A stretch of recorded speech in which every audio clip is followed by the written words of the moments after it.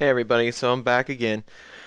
Some of the people on YouTube that comment on the videos have been telling me about the different options that are available during the install of Openstack, the Ubuntu landscape install. And I thought we'd want to try them, but that means having to blow the cloud away and start over, which isn't a big deal. But if you watch the last video about Glance, we created snapshots of the images that I wanted to keep and downloaded them so I could save them. And then we went to the images and we downloaded the ones I want to keep as well. The cut like the one we made for Windows. So I kept them and I've got them stored out here on the in the Maz temp directory. So that's pretty much the only really crucial stuff I want to save. We've got those update scripts out there from a previous video, but they can be rebuilt pretty easily. So there's two ways we can do this. Uh, let's bring up Maz. So I mentioned this before, but you don't have to redo Maz. Maz is just a server, and he gets updated with regular Linux update, upgrade type commands. So that's not a big issue. We don't ever really have to go through the commission process and the setting up power types. We don't have to do that again. These nodes are fine. But with landscape, to get the updates and to kind of go through the cloud again and do different kinds of configurations, we're going to have to do it a couple different ways. Well, we don't have to. You can. So if you remember, we initially bootstrapped Juju via command line with the OpenStack install, and then after that he sends you to landscape uh, to build the cloud. So what you can do as kind of a partial rebuild is you hit remove region. Now it's going to warn you, this can't be undone because it's going to kill the cloud. So hit yes. And now we're back to a state where we can set up the cloud again. Uh, Maz will take all of these nodes back to ready, except the one that was deployed in the original Juju bootstrap. So it will notice that you have all the credentials again, your checklist for your machines. You can just go back to configure and pick what you want.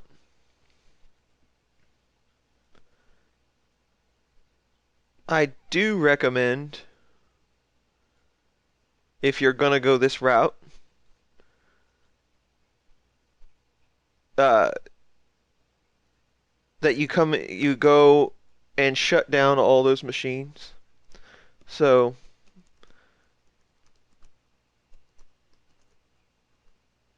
everything except landscape, right? So it's landscape's always going to be on that first IP that that you use when you set the cloud up, and we set it at anything above 150. So he's on 151, and you can see that from the Maz GUI. See, he's still deployed.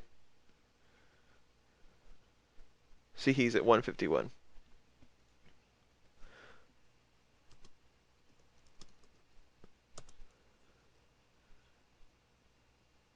So shut down all. Just make sure they're shut down, and it's probably not a bad idea for you to actually go check physically and make sure that it's shut all the way off before you try to redeploy.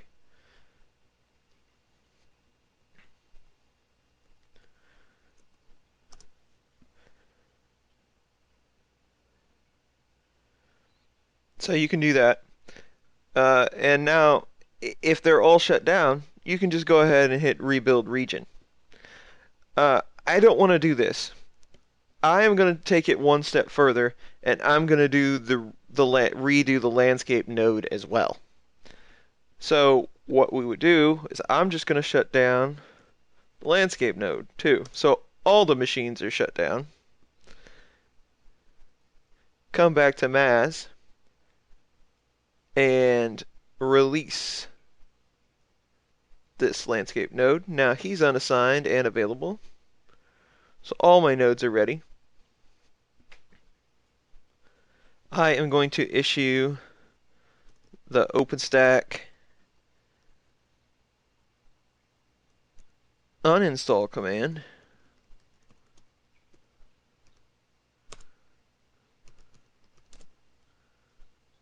And this will uninstall Openstack. Let's take a look at what we have for environment variables, and I am going to completely kill the cloud init folder, or the cloud install folder.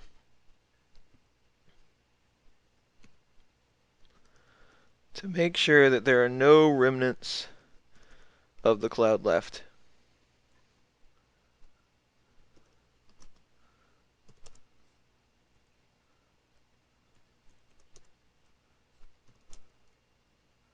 And it's gone. So let's take a look just to go back through and talk about this a little more again. Let's take a look at the Juju directory and just see what our environments look like again.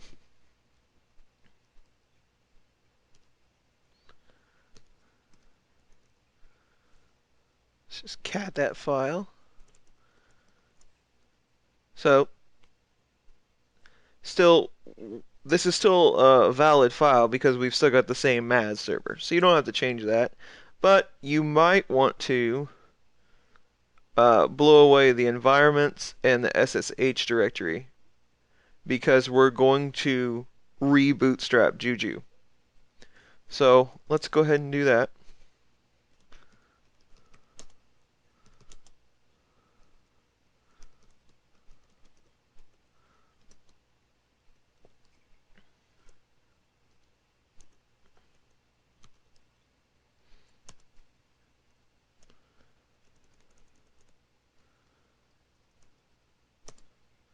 And you might also consider, since we're going to spin these instances back up, um, it's going to think that they're different instances. So you might want to consider clearing out your SSH auth log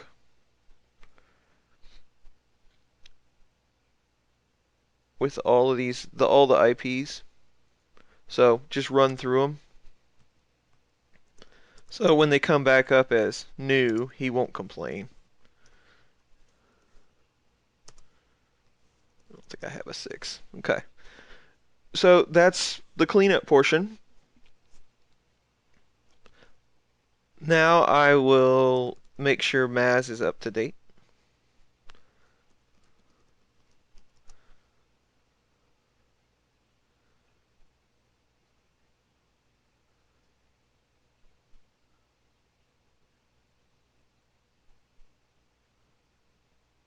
And we'll let him do any upgrades he would like to do.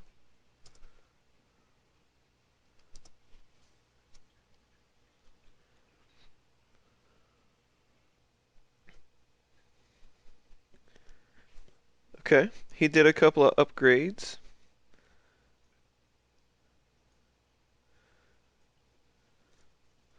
So we're pretty up to date.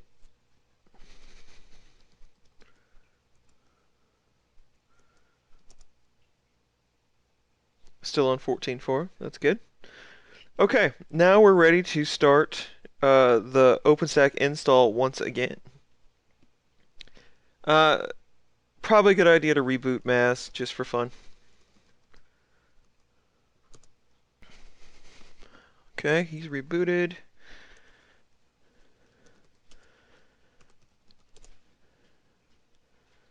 We're good. So let's go ahead and kick off the install.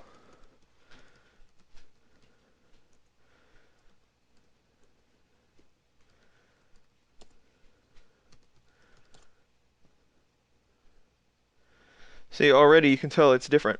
So we're going to use the OpenStack Autopilot.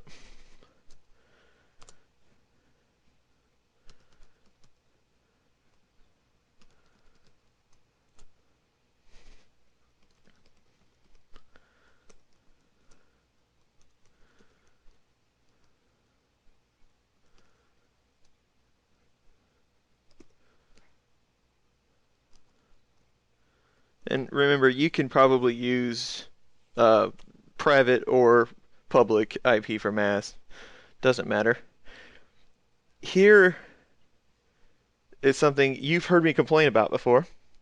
Uh, I'm going to go to mass, and hopefully they have changed it so that you can copy this giant key into the SSH window, so we don't have to type it. And no such luck. So I will fast forward through this part as I punch in this giant key.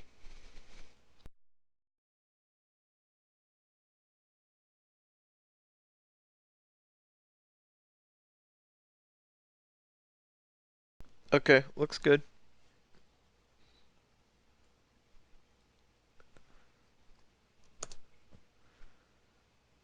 And it knows about 6 machines, so we got the ID correct. And we're bootstrapping Juju once again.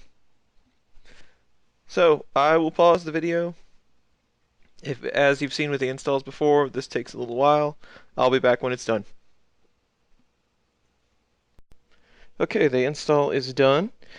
Uh, just to give you some numbers, the bootstrap took around 600 seconds, and the landscape install took around 1200, 1400 seconds to complete.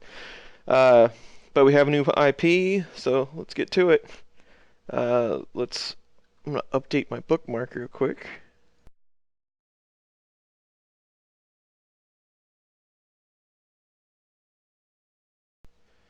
Alright, everything's looking good down here. Everything's green. And this looks pretty typical. We have some, I was told about this. We have some hardware change configuration options. Now we have 3 and then 6 for HA. Public network high availability.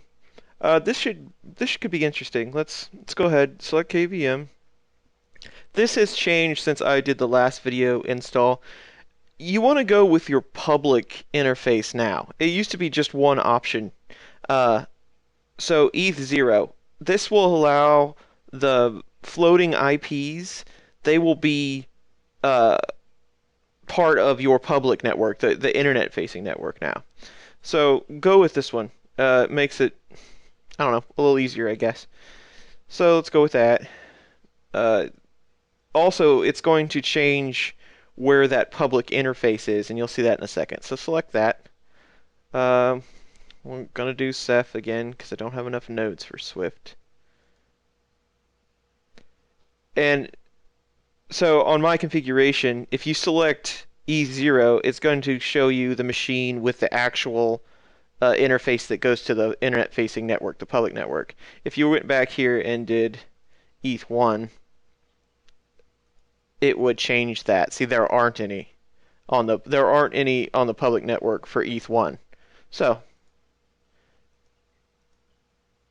use that network. That node looks good. And we're just going to use all the nodes.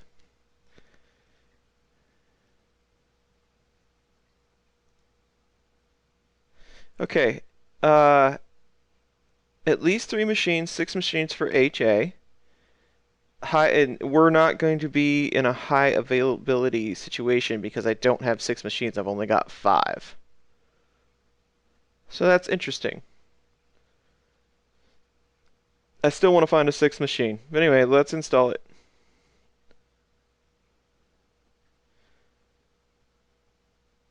This is new. So we'll punch in the password.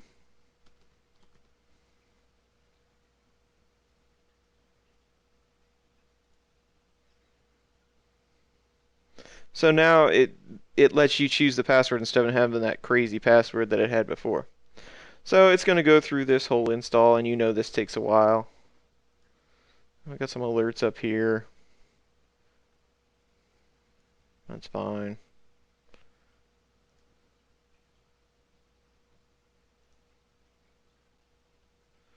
That's fine. Yep, it's configured. We'll see if that goes away. Alright, we're going to let it install, and I'll be back later. So the install has completed. We're back at landscape here. There are a few things that are different, I've noticed already.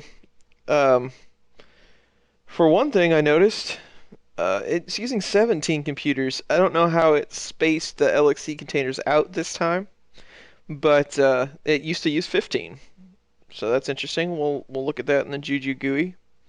And then for the OpenStack, uh, we've discussed how to do like glance commands and Nova commands via command line with all these different options that you have to have. Well, these are the file. They now give you the files that you can export. We can take a look at one that you can export to, so you don't have to use all the credentials and the tenant names. And this is the file that you can use. So that's handy. So you might want to take a look at that.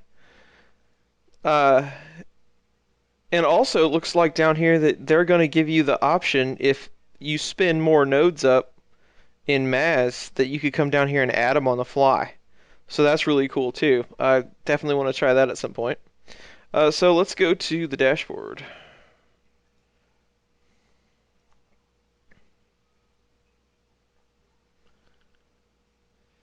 So this looks a little different. They let you pick your password too on the install, if you saw that. I might have to, let's see.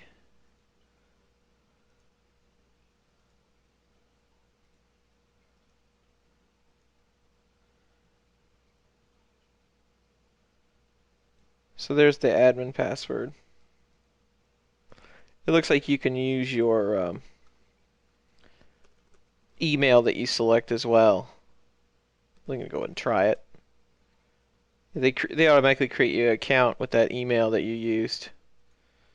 So that's fine, but um, I would rather use admin just in case there's some other credentials or other things that you can't do with that account. So let's use that. Okay, so yeah, it looks a little different. Um, project,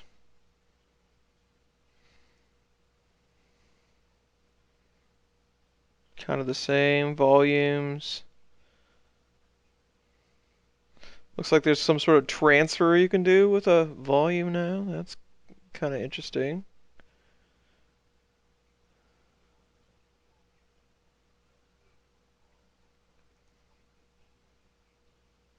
Host aggregates, this all looks about the same.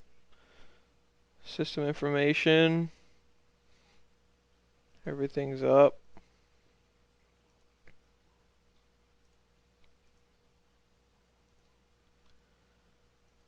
Let's go ahead and try to launch an instance.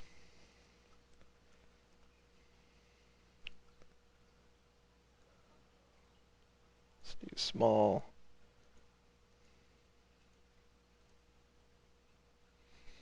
Oh, we deleted our key pairs. Don't have one of those yet. We don't need to use it. Let's just launch it.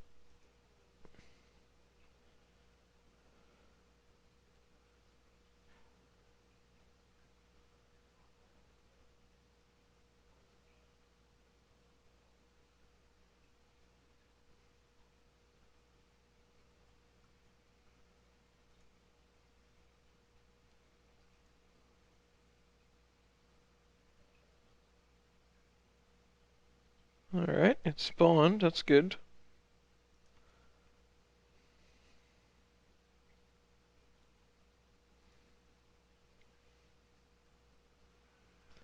Log looks good.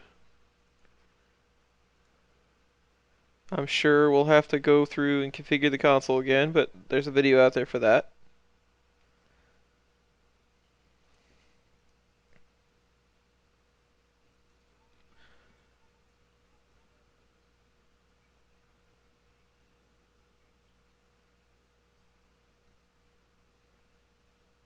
Resize looks the same.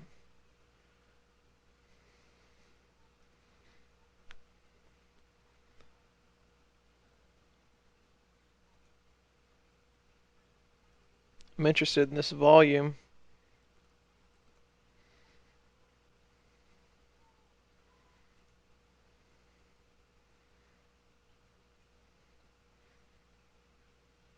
Let's attach it to that instance we just created.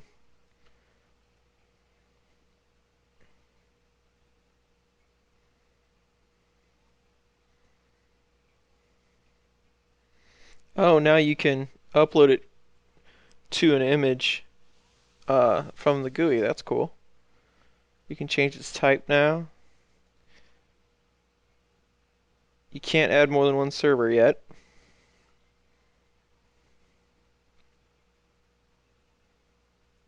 Oh, you can move it in between projects. So if you had multiple cloud projects. Alright, so there's a few different things here, but all the new videos that we make will be on the newest version. So the update was 10.26, but going forward, anybody that's new that is spinning this stuff up will be able to help with the new versions. So that's all for this video. Please leave any questions you have, any comments. Hopefully these videos continue to be helpful, and I'll see you on the next one.